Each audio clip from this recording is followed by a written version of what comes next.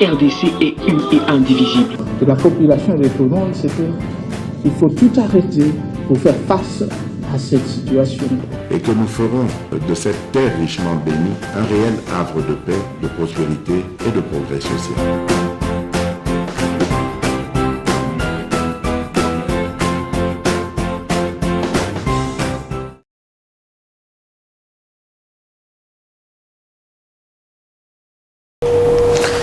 La pesibino mbote bon début ya semaine na mabuta na bino bozali kolanda MK Base officiel bozali ebele bozo partager ba émission na biso bozolanda biso awa na Kinshasa. Vous nous suivez à Lubumbashi, vous nous suivez na Mwenedito, vous nous suivez na Hong Kong na Chine, vous nous suivez na Durban, vous nous suivez na Sun City, vous nous suivez aussi na Dubaï, bozolanda biso na Matadi, bozolanda biso na Danemark, bozolanda biso na Suède, bozolanda biso na Venezuela, bozolanda biso na Belgique, bozolanda biso na Paris, bozolanda biso na Bordeaux, Nantes. Congolais boza partout à travers le monde na pesibino mbote tobandi semaine yasika numéro P yasika bozala ebele ya kosala biso confiance. Cette semaine nous allons travailler pour nous komema biso na bino ensemble pour te défendre intérêt ya République démocratique du Congo. Bayeba zalina bambeto à l'hôpital bozala na elikia boyeba ke kolonzambe ako telemisa bino boza bipai na bipai totala na kimia manso ekosimba pe tokokende eli iboso. L'actualité ezali dominée na sorti moko na niveau ya Lubumbashi, situation sécuritaire ezoleka kuna. Église catholique ezofunda garde républicaine. Balobi ke ba garde républicaine bango ba yaki kosala makambo moko na kati église catholique. Qu'est-ce qui se passe réellement? En tout cas bokoyeba yango na émission ya mokolo ya lelo, mais aussi toko beta lisolo ya situation sécuritaire nini ezoleka bandeko na ngai na est ya république. CAC makambo ebele banani bazali ba responsable to pe ba complice ya manso mazali kosala. En tout cas biso toyebe na biso te, mais le plus important bato bakomi bimisa boyoki ke même les autochtones bakomi ko fundana les tribus tope bato bazakuna bazali kopotana bango na bango bitumba ebundamaki semaine passée makasi Masisi bitumba ezalaki. Nos forces armées ont réussi à récupérer quelques villages, même na colline, route principale, oyo ezali vraiment ko ravitailler bamboka mususu ba Rwandais bazalaki déterminé ba botola yango. Ça n'a pas marché. Armée abimisaki même avion de chasse bitumbe bundamaki. Dieu merci que notre armée a allé contrôler situation, mais situation est toujours tendue. Donc peut-être les solo et aussi ce que pense, ce que vous appelez la communauté internationale, la complicité oyo mboka na biso ezali ko sibir toko beta masolo wana na bino kasi comme na yebisa bino na début ya émission ke toko bandana nous d'abord na makambo ezoleka na Katanga boyoka vraiment tokole ba version ya sika ou bien chapitre ya sika. Est-ce que manipulation pour l'équimbala moko na RFI eza manipulation eza nini? En tout cas tozo oyebate, mais aussi lors de cette émission nakobete pe lisolo ya bandeko na biso ya ba congolais ba étudiants o baza na Tunisie, situation na bango ezali mabe makasi bazo betama bazo nyokwama situation moko flou ezali entretenir na moni même Steve Mbika a interpellé gouvernement na ministre affaires étrangères pour te baolisa na lombango bameka kotala likambo wana parce que ba congolais oyo baza na Tunisie bazani na insécurité ba biloko ezosala makuna ezali mabe makasi et nous pensons que le gouvernement a koelisa pour trouver solution. Alors tozongela na likambo oyo ezoleka na Lubumbashi garde républicaine na église catholique. Alors je vais vous lire un article Balobi Lubumbashi, la garde républicaine rejette les accusations d'une tentative d'enlèvement de Monseigneur Muteba. Donc kuna bazali ko accuser ba garde républicaine qui est basée na mission ya ko enlever Monseigneur Muteba. Alors cette histoire balekesi yango na RFI, mais je vous avais dit la fois passée que quand on y a un mécanisme moko ya koloba ke soki likambo ezali pona ko nuire na régime il y a copié sa RFI, il y a copié sa TV5 Monde, il y a ko alerter ba ja droit de l'homme, même ata likambo ya ko fomenter yango pourvu que tension na bango ezala en République démocratique du Congo. Alors, la garde républicaine a rejeté ce dimanche 26 février les accusations relatives à la tentative d'enlèvement de l'archevêque métropolitain de Lubumbashi, Monseigneur Fulgence Muteba, le vendredi 24 février. D'après le colonel Baba Dubakenga, commandant d'infanterie de la garde républicaine dans le Grand Katanga, il n'a jamais été question de s'en prendre au prélat catholique, comme cela a été dit. Il s'agissait plutôt d'un exercice visant à prendre les dispositions pour sécuriser les hautes personnalités. Il s'est néanmoins réjoui de l'esprit de la vigilance affichée par les habitants de Lubumbashi. L'archidiocèse de Lubumbashi au Katanga a alerté le vendredi 25 février sur la présence des militaires lourdement armés à la recherche de l'archevêque métropolitain Fulgence Muteba. Dans un communiqué, l'archidiocèse affirme attendre des éclaircissements de la part de la hiérarchie de la garde républicaine.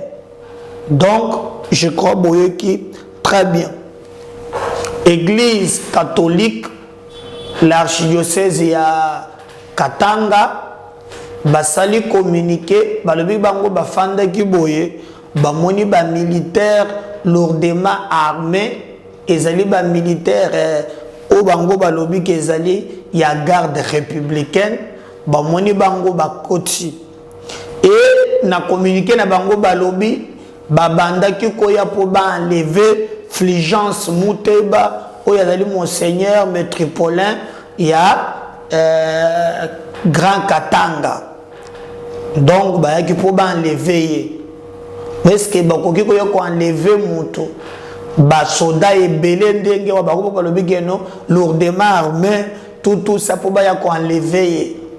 Est-ce que c'est normal?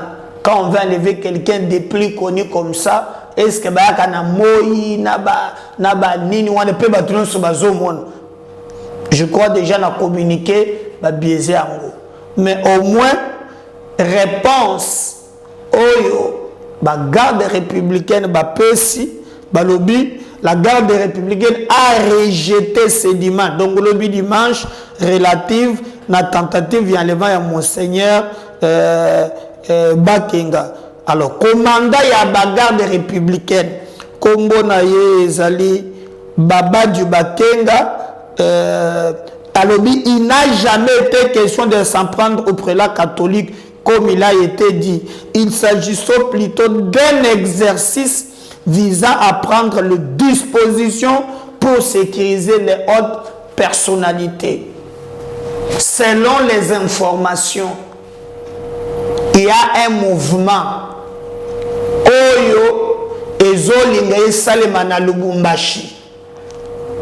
Ngai moko na salaba mission na ebisaki binoke, il y a beaucoup de réunions Oyo bato batinde la Kangaba Voice. Même les gens qui participent à ces réunions là, batinde la Kangaba Voice. Alors si vous vous souvenez très bien, même dans ma réconciliation, Katangé, Boye, tout ça, il y a Bangui sur Roche. Il y a Bangui sur Roche. Alors, maintenant, Kolandela, vérité Lingebi. C'est ainsi que la garde républicaine, peut-être il fallait, la méthode de Bangui, il fallait surprendre, nde bakotaki pona ko vérifier kana babisika oyo bango bazalaki na ba info. Ce qui est vraiment retenir, il y a un mouvement suspect oyo bazolinga bamema yango na Katanga. Bolanda ba émission nango elekaki awa na yebisaki binoke bandeko moko kutu moko na chaki même na audio na ye bolandaki na monaki na ko insécuriser yete nazana ba audio batwana batinde la kangai balwinde ko medar biso toza bakatange tokotaki na réunion moko boy mais makambazo ebise biso kuna tomoni ke eza vraiment pona bolamu ya mboka na biso te bazo préparer makambo mabe. Si le service bazana ba information ngai nana ba service wanate, mais à travers médias nanga j'ai des infos. À combien plus forte raison bango bazali na musala wana bakoki kosala yangote. Peut-être approche, peut-être les méthodes utilisées. Est-ce que balinga qui va surprendre pour ceux qui va annoncer yango batu balingi? Je sais pas pourquoi na makambo sécurité en profondeur, mais je peux vous dire qu'il n'y était pas le cambo ya enlèvement comme bazali koloba, parce qu'en l'élément to kosala enlèvement kolinga sala ngona moi batu ba mona boyete akobatama, mais ezali vraiment moi makambo nungu ezoleka kona. Ce que nous demandons na ba service na biso ba de la professionnelle, c'est le premier point, mais ba sala musala na bango ndenge longo bani. Je précise bosala musala na bino ndenge longo bani.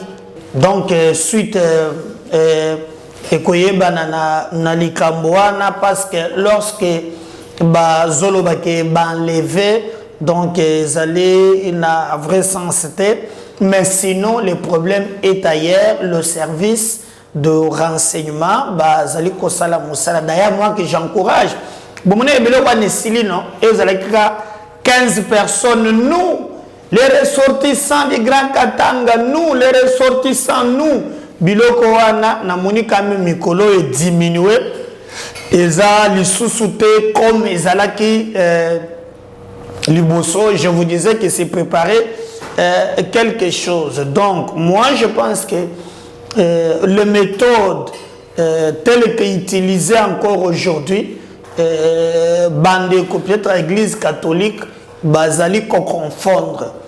Alors, recette et Simbaki avec Kabila azalaki na fin ya mandat na ye, alingaki nga tripatouiller constitution.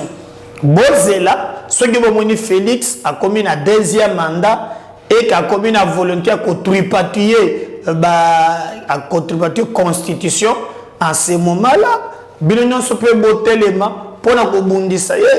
Mais beaucoup qui koloba lelo te que non, comme Salamaki na Kabila, ils vont utiliser la même méthode contre Tshisekedi. Ce n'est pas correct. Mais moi je pense, na bandeli de source, likambo ya enlèvement exact pour na landa qui je crois ceux qui AB, ceux qui nani na RFI degré à Zolo et puis avec un commentaire ou même na ba régime les kaki totikeli comme na makambo ya boité. Regardez comment même banganga nzambe pour des calculs politiques ba komi kokosa na régime les kaki. Nous avons vécu bateau pour profaner les églises, hein, pour bêta basango. Moi j'ai participé na ba marche moko ou salam na ba laïque, hein, ndenge ni makambo les kaki.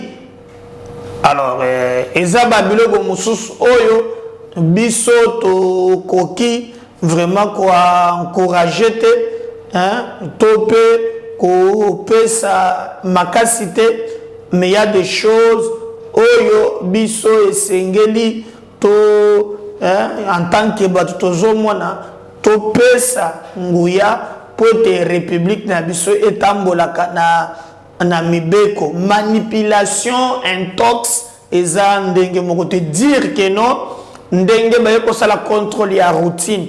Peut-être que moi je n'accepterai jamais s'il y a la brutalité, mais au moins dire que non pour balekaki bagarde républicaine balekaki na archevêché, donc même dans le régime passé batikale comme on ngote ya lukuta monene parce que c'est que régime oyo et outi koleka basale une église catholique ou quoi qui kondimate. Et c'est là cette façon de communiquer pemba la moko na RFI montre qu'il y a l'intention de nuire et qu'en réalité c'est pas nécessairement les gardes républicaines, mais ils ont voulu utiliser ça parce qu'il faut salir le régime. C'est comme dans mon si photo moko, il y a un monsieur qui est aux Nigeria, hein? Un monsieur aux Nigeria, et ce monsieur balakisi asimbi mbongo moko boye bakangie mbala moko bakamati photo wana, et j'ai même politique muntu azui yango batu ono conseiller ya président bakangie na aéroport azalaki na bambongo ebele talaye wana et bandu ko partager. Après mensonge ebimi na polele bato ba retracer batalisi ke moto wana azali na ye rien na oyo bazali koloba na tina ya makambo ya bambongo ya présidence. Mais na moni kami ki muntu alobi o bolimbisa ngaizer et comme et ça arrive à tout le monde, muntu nyonso akobeta libaku tout ça. Mais basi ba partager conseiller ya président bakange na aéroport na basake ya mbongo tala ye oyo tout ça. Alors moi je me demande si en réellement eloko bisoto zoluka to yebi yango. Je me pose cette question, si en réalité eloko to zoluka to yebi yango pour auto commis comme mona et commis manipulation. Donc on peut faire la politique, mais on ndenge commis mabé. Alors le monsieur Azana Nigeria, le monsieur Nambongo, maintenant nous senga pardon. Mais quel était l'objectif? Ce qui va nous souper ma version quel mawanate. Je crois voir à côté de la, je crois photo ana, hein, à côté lango, tala monto boko na mbongo, balé la conseil à président. Vous voyez, conseil à président. Après lobby, va vérifier. D'ailleurs, mon gars, je considère que Jeff Caleb mon sous abimisa l'exi mais mon tobo misa la conseil à président bakangie na ba dollar rebelle. Azana yekuto ata congolais te, ezana Nigeria. Mais les gens qui relaient, mais si ba relayer qui yango hein, conseil à président, conseil à président. Non.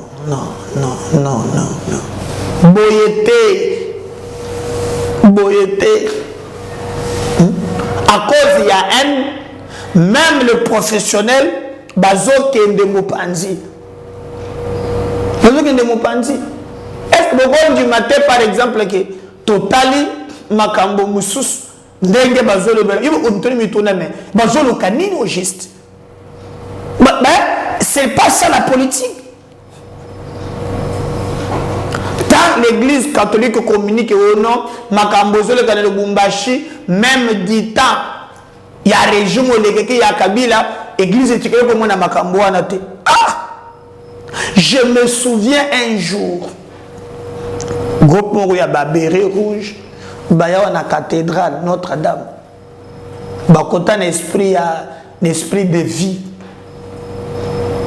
À l'époque, les Amakambouya marche à Bassel, c'est marche moko, oba marche oba aussi bakufakawan.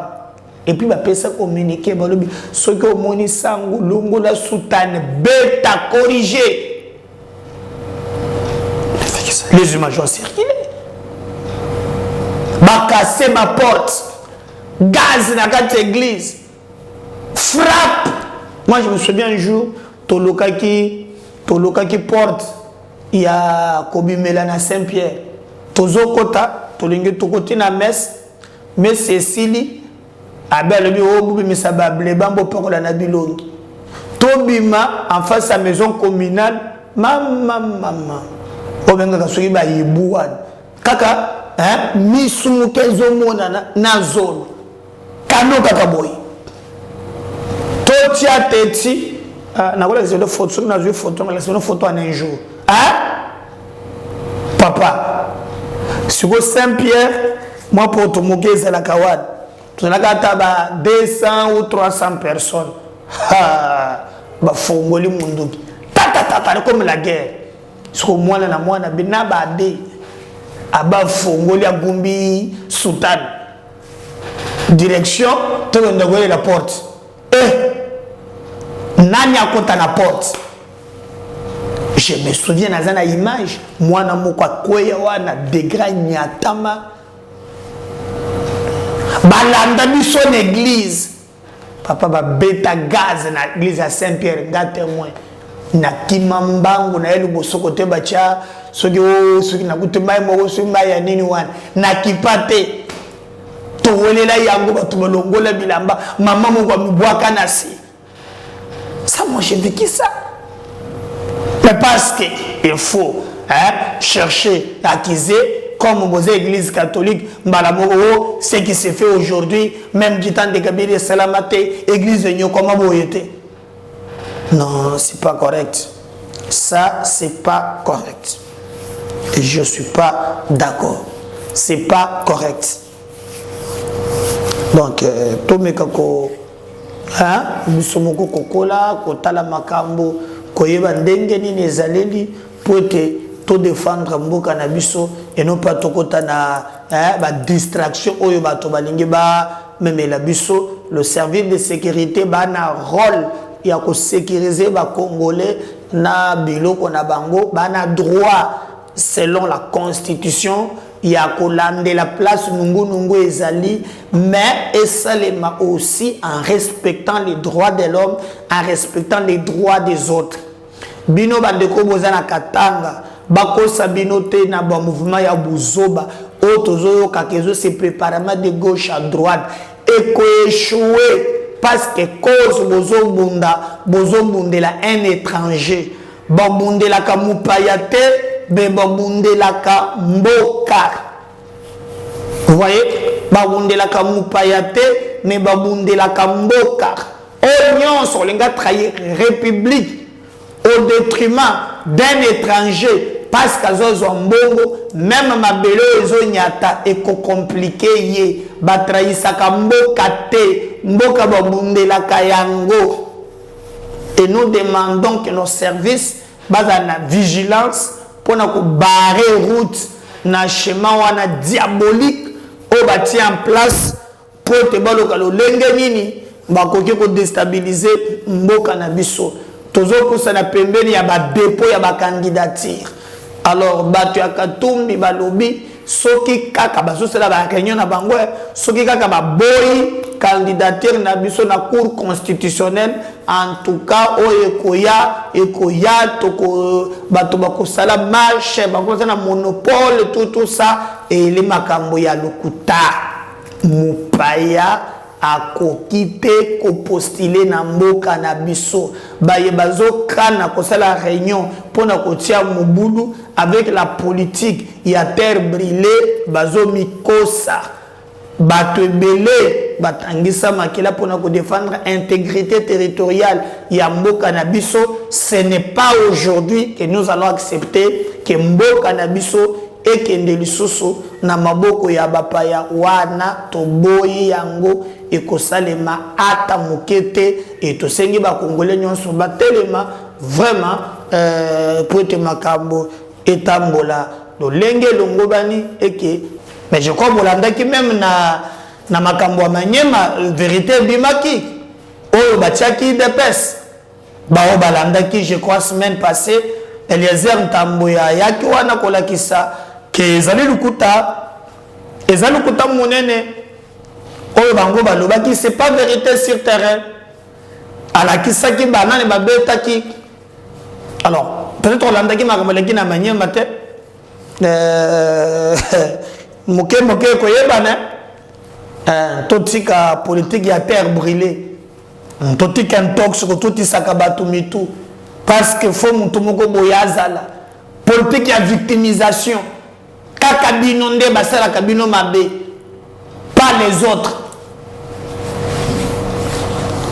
tolanda na bino nano boyokana no makambo maleki Eliezer Ntambo expliquer bisonini eleki.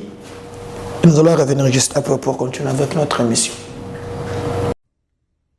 Salomon Skadel a accueilli pour que Akendeko s'enrôler Azamutoto à Maniema après le forum de réconciliation. Akendeko s'enrôler. A Bengi Batu ensemble pour la République. Bakendeko Tikaye. Batu Balie frappe Moko. Bino Boyoka qui coup sur coup loko la blague. Loko la baloba qui est candidat que nous devons soutenir. Ezaka Mwana Maniema, bien que ça crée des problèmes, n'a pas perdu. Ou les autres estiment que, a commis comme ma bisonenga lingi. Mais le col azalaka coup sur coup, ça n'a pas traîné. Juste un jour après, ba propos wan. Batu balé frappe, batu balé. N'a eu que 57 personnes blessées. N'a eu monsieur balobi que moi quoi koufi, mais ça je n'ai pas encore d'informations. 57 personnes. Namoni ba Laurent Onyemba ya kolemba. Mike, namoni netiye a Simba Makite, ainsi de suite. Frappe Moko Bazui, Kuna, parce que lobby avant-hier et l'Obama qui que pas question de soutenir un autre candidat. Bien sûr, Batumisu Balobi que eza eu de pes. Batumisu Balobi que eza so ki ndengeni. Il de pes ango, lokola bango pe bayeba ko communiquer, comme on a revendiqué et loko bango bazana angote. Pour après vérification makambo yake mutu moko akendaji ko beta et cardinal et fimu na mkongo. On a vérifié rien qui s'est passé ko sepelisa muno. Sans savoir que ozocha parti nabino en difficulté pour rien ko banga se justifier. Ozocha parti en difficulté. Mais soti balobi que c'est lui de pes. C'est-à-dire bazo reconnaître pes, c'est aussi une mauvaise communication. Wane kozala ke bazo reconnaître que lui de pes est implanté partout. Est-ce que l'UDPS na Maniema surtout na Kindu azana ba militant ou baza capable à kosala une action qui amènerait à 57 blessés? Non, bande konangai. On doit se regarder. On doit se regarder. Salomon Mwana Maniema aya na forum ya réconciliation. Mais la conclusion, balobi, les candidats, il faut soutenir un candidat, Yamaniema. Est-ce que vous ne trouvez pas que le fait d'inviter les autres, Oyo Bazaliko soutenir candidature ya Moïse Katumbi, na présidence, c'est ça le coup sur coup? Je peux me tromper, mais je fais une analyse. Parce que tous en principe, j'ai eu à discuter dans les Komoko, a commis, ndenge bakoma kama kile gangi. Oh, Mike a répondu à Bango. Tangu kaka, abaniko soutenir chef de l'État ayembi wana. Fachi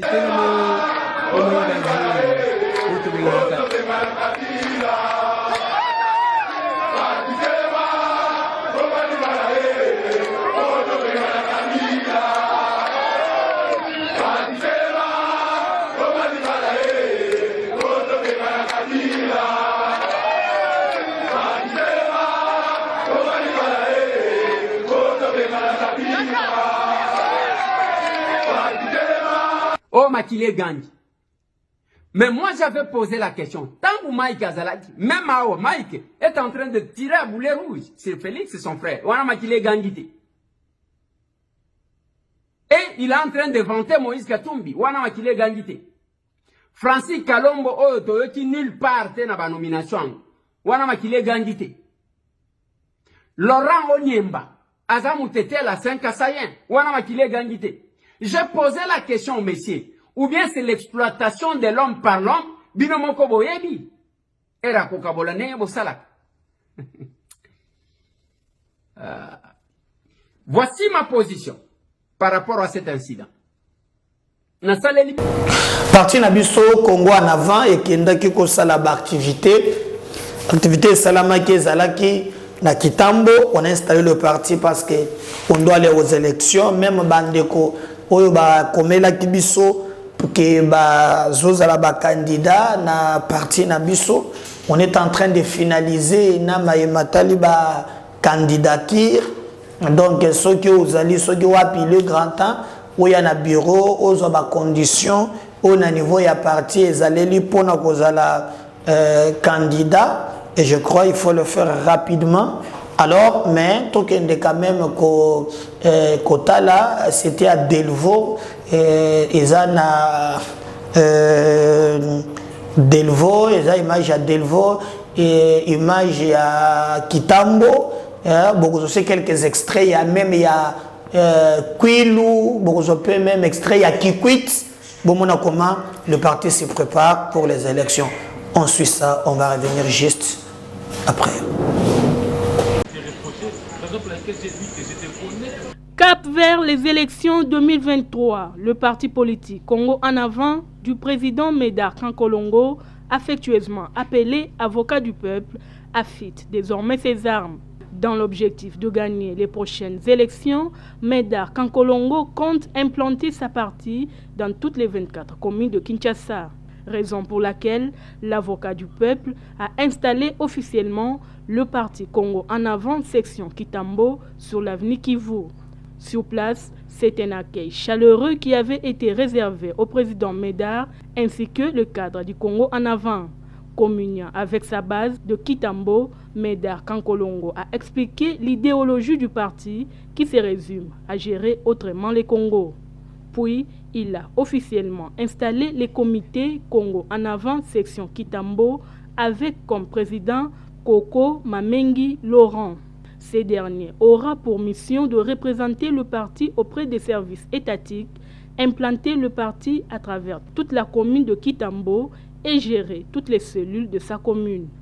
Les insignes du parti Congo en avant ont été remis au comité nommé par le numéro 1 du parti, Médard Kankolongo. Le président Koko Mamengi Laurent promet de travailler sans relâche pour le parti Congo en avant.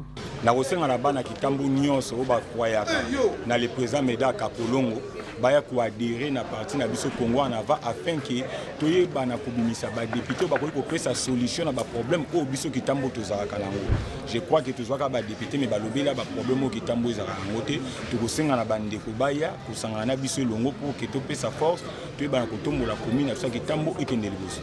Parti ba s'attendre karake to ko bimisa la parti ba député o ba ko ya ko pesa parti pour Kitambo za derrière parti politique au Québec Congo en avant pour na pousser yango ekendele biso.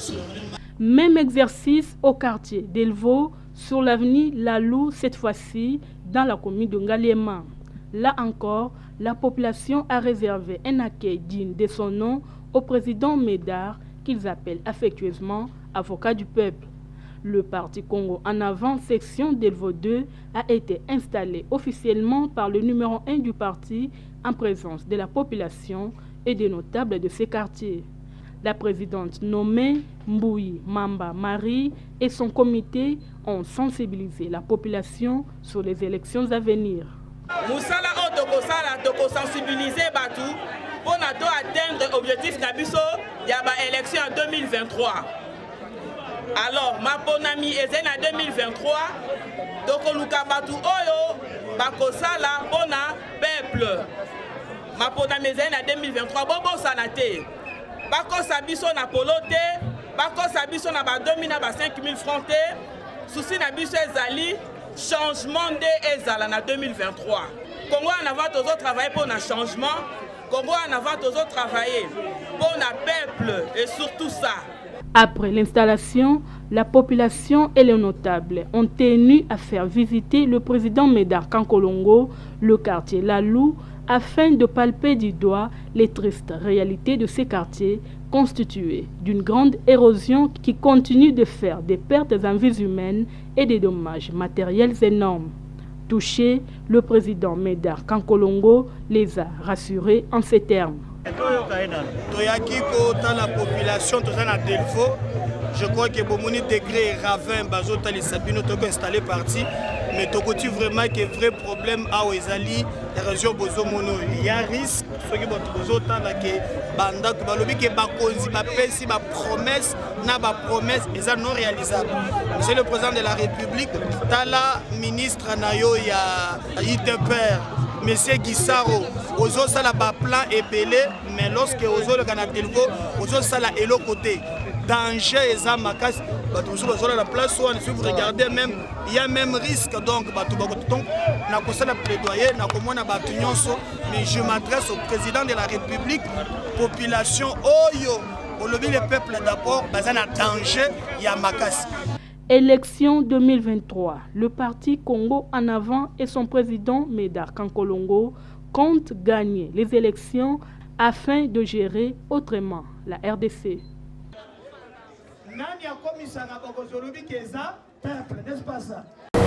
Voilà, merci. Abonnez-vous, likez, partagez. À tout à l'heure dans le deuxième numéro. Bye.